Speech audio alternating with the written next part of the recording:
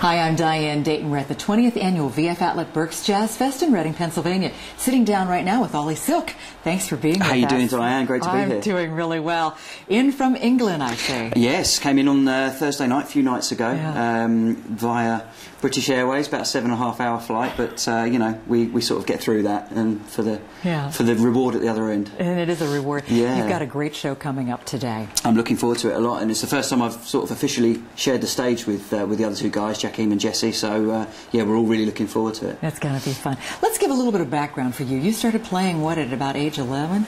I did, yeah. It kind of was accidental.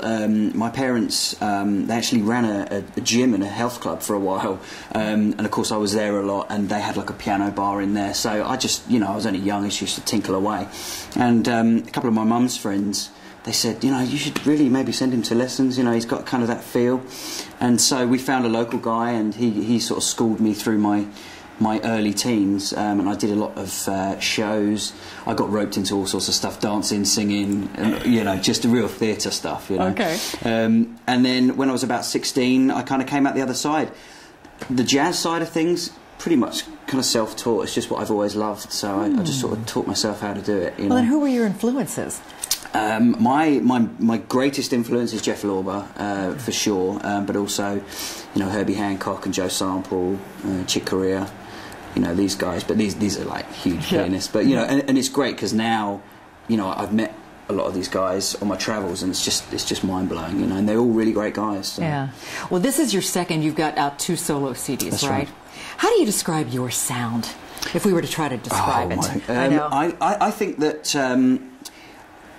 It's kind of fresh. I always try and go at it from a slightly left of centre approach if I can. You know, I still want to keep it smooth. I still want to keep it very nice on the ears. But I think importantly, being from England, is that I've got different influences. You know, so I'm kind of out of the game a little bit when I'm there in England, like producing in the studio.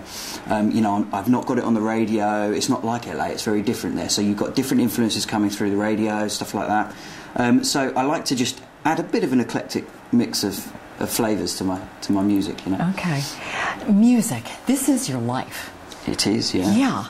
And what is it that keeps you so energized with this? Ice cream and well, that too. Yeah.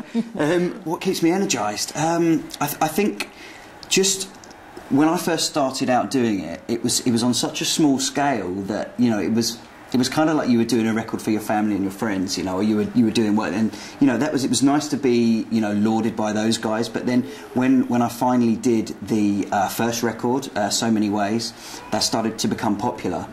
I was just blown away by the fans worldwide, you know, and people were emailing me and saying how much they liked it from all sorts of crazy countries and places, and that, I think that alone keeps you very much energised. You know? I want to know what you're thinking and feeling when you're performing on stage. Make sure you get the chord changes right, probably. I just feed off the crowd. Usually, probably Jackie will say the same thing.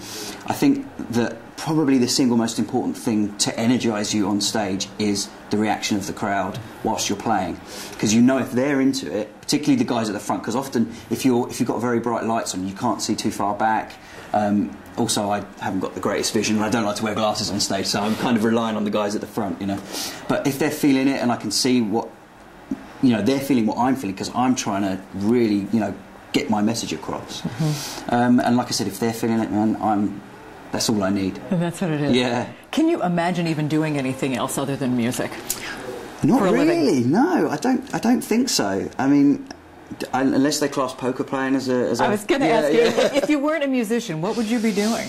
I don't know. I mean, I just kind of geared my entire life to it, really. You know, I didn't go to further education and college. You know, I just wanted to follow music, so it was just something that was in me. It just seemed like a natural progression through my childhood to do it. So I really couldn't answer what I would be doing. Through touring, and you've toured a lot of different places, and you've met up with a lot of different people and audiences. What is it? Music is the great connector, isn't it? Definitely. Oh, absolutely. And you know, we all know that, you know, this genre comes in for some criticism at times, and but I think that I've never witnessed such coming together of different cultures and creeds and colours for a music genre than smooth jazz. I really do, because I think you look at the influences in this music. You've got gospel, you've got R&B, you've got urban stuff. You've also got a tiny squiz of country in there occasionally. You've got pop sensibilities in there, and you've also got the jazz, of course. You know, and so you're attracting people from all these different groups, and they're all coming together under, you know, the banner of smooth jazz. So I think that's great. I think that's a massively kind of positive thing. Yeah. Do you see a growth with this genre? I see a change. I mean, we all know that it's really changing quickly, this genre, and, you know, because I kind of got in there late, you know, it's been interesting because I've sought the advice of a lot of the guys that have been doing it for many, many years, and Peter White is one guy who I'm very close to, and he's been very, very, very good to me, and he supported me last year when we came over to LA to kind of make a go of it, and he's been a great influence to me. So it's interesting to see what those guys' take on it is, because they obviously see it changing. They see record sales coming down, and they see the internet being a much, much bigger force in the genre. So I'm quite excited, because I've always been a bit of a technophile with computers and stuff like that. So I like that the idea that people can kind of see your show, or they can find out about you on the radio, and then they can just click a couple of times and they've got one of your songs, you know. It's so easy, you know.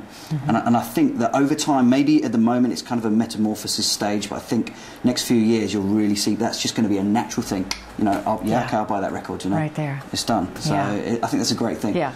In the whole scheme of things, what's really important to you?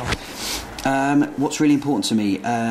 My home, my family, of course, my guinea pigs. I've got 2 guinea pigs. You like guinea pigs, don't you, Jackie? Yeah, I heard that. Yeah, I'll show you some photos later. And yeah, I've got 2 guinea pigs. And yeah, we just got a really cool little... We live in a cool little place right in a small town about 40 miles southwest of London. And yeah, I just enjoy my life, you know. I enjoy my friends and stuff, and they're cool, you know. I've got a lot of friends in music, but I've also got a lot of friends that have absolutely nothing to do with music, and that's kind of nice. It's a nice release, you know, because when you've had a hard 12, 14 hours in the studio, you go out, you see your friends, you go to a bar, you just have a drink with them, and they're cool, and you just hang out, you know.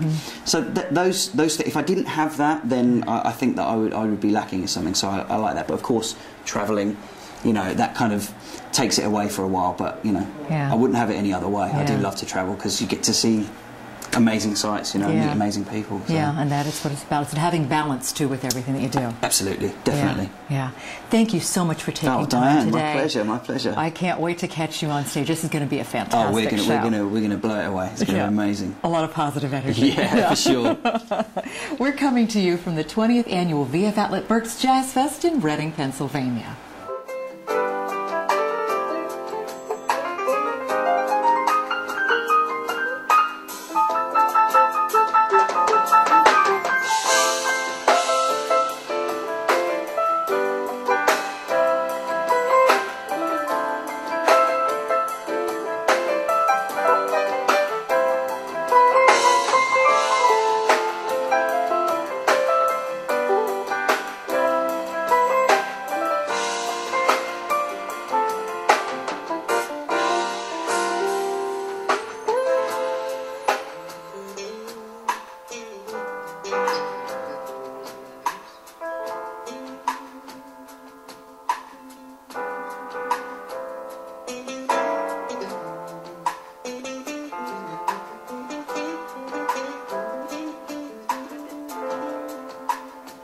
Mm-hmm.